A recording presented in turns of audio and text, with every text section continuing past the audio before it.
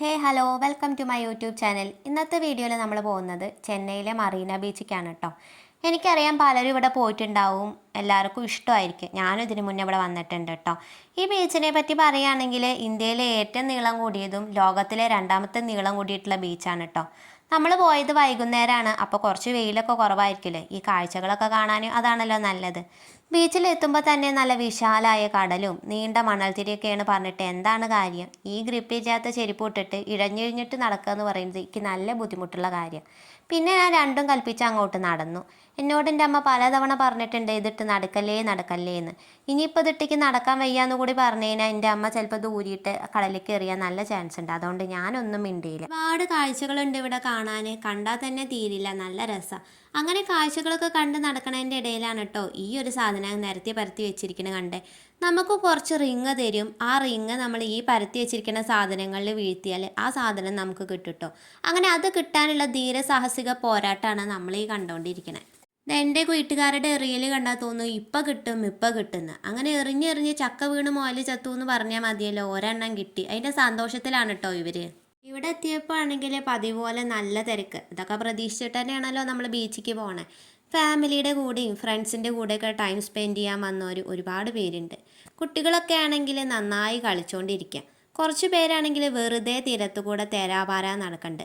ഇതിലൊന്നും പെടാതെ എന്നെ പോലെയുള്ളവർ ഇതിൻ്റെ മുന്നിലിരുന്നിട്ട് വന്നും പോയും കൊണ്ടിരിക്കുന്ന തിരകളൊക്കെ എണ്ണിയിട്ട് അവിടെ ഉള്ളവരെയൊക്കെ വായി നോക്കിയിട്ട് ഒരു ഭാഗത്തിരുന്ന് വൈബ് എൻജോയ് ചെയ്തുകൊണ്ടിരിക്കുന്നുണ്ട്.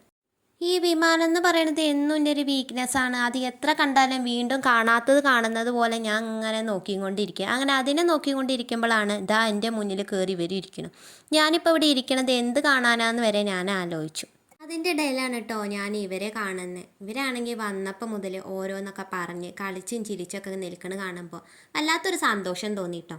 അങ്ങനെ ഇതാ ഇരുട്ടായേ, രാത്രി ആയതുകൊണ്ട് തന്നെ പോവാനേ തോന്നണില്ല. ആ തണുത്ത കാറ്റും അവിടുത്തെ കാഴ്ചകളൊക്കെ അത്രയ്ക്ക് രസമാണ്. ഇവിടെയൊക്കെ ഇപ്പോഴും ആൾക്കാർ വന്നുകൊണ്ടേ ഇരിക്കുന്നുണ്ട്. നമ്മുടെ നാട്ടിലെ പോലെ നല്ല കേട്ടോ. ഞാൻ ഇവിടെ വന്നപ്പോൾ മുതൽ ശ്രദ്ധിച്ച ഒരു കാര്യം എന്താണെന്ന് വെച്ച് കഴിഞ്ഞാൽ ഇവിടെ ഒരുപാട് പശുക്കളെ കാണാം. ചെന്നൈയിൽ ഇവിടുന്ന് അതിന് മാത്രം പശുക്കളെന്നാണ് ഞാൻ ആലോചിച്ചുകൊണ്ടിരുന്നത്. ആലോചിക്കാൻ തുടങ്ങിയാൽ ഞാൻ അങ്ങനെ കാട് കയറും. അതുകൊണ്ട് എൻ്റെ അമ്മ പറഞ്ഞു എൻ്റെ ആലോചന ഇവിടെ വെച്ച് അങ്ങോട്ട് നിർത്തിക്കോ, കൂടെ പോരേ. അങ്ങനെ ഓരോന്ന് കണ്ടു നടക്കുന്നതിൻ്റെ ഇടയിലാണ് ദൂരെന്ന് ഈ ഒരു സാധനം കണ്ടേട്ടോ. കാണാൻ തന്നെ നല്ല ഭംഗിയുണ്ട്. എന്താണെന്ന് അറിയാനായിട്ട് ആകാംക്ഷയിൽ പിന്നെ ഒന്നും നോക്കിയില്ല, ചെരുപ്പ് ഊരി ഓടി. അടുത്തുനിന്ന് കാണാൻ എൻ്റെ പൊന്നോ എന്തൊരു ഭംഗിയാണ്. ആ തീ ഇങ്ങനെ പോകുന്നത് നോക്കി നിൽക്കാൻ തന്നെ നല്ല രസമായി. എൻ്റെ ഓരോ രസങ്ങളെ ഇത് ചോളം ചുടുന്നതാണെന്നാട്ടോ എനിക്ക് തോന്നുന്നത്. മറീന ബീച്ചിൽ സ്ട്രീറ്റ് ഫുഡൊക്കെ കുറേ കിട്ടും, അതുപോലെ തന്നെ നല്ല വിലയുണ്ട്. ഇതിലിങ്ങനെ കുട്ടികൾ തുള്ളിച്ചാടി കളിക്കുന്ന കാണുമ്പോൾ ഒക്കും കയറി കളിക്കാനൊക്കെ തോന്നി. ഇനിയിപ്പോൾ അവർ തല്ലിട്ടാലോ വിചാരിച്ചിട്ട് ഞാൻ അതും വേണ്ടാന്ന് വെച്ചു. ഇവിടെ ഒരുപാട് ചെറിയ ചെറിയ കടകളൊക്കെ ഉണ്ട് കേട്ടോ. അപ്പം നമ്മൾ ജസ്റ്റ് ഒന്ന് കയറാമെന്ന് വിചാരിച്ച് പോയി നോക്കി. അവിടെ നിന്ന് കുറച്ച് കുപ്പിവെള്ളങ്ങളൊക്കെ വാങ്ങി.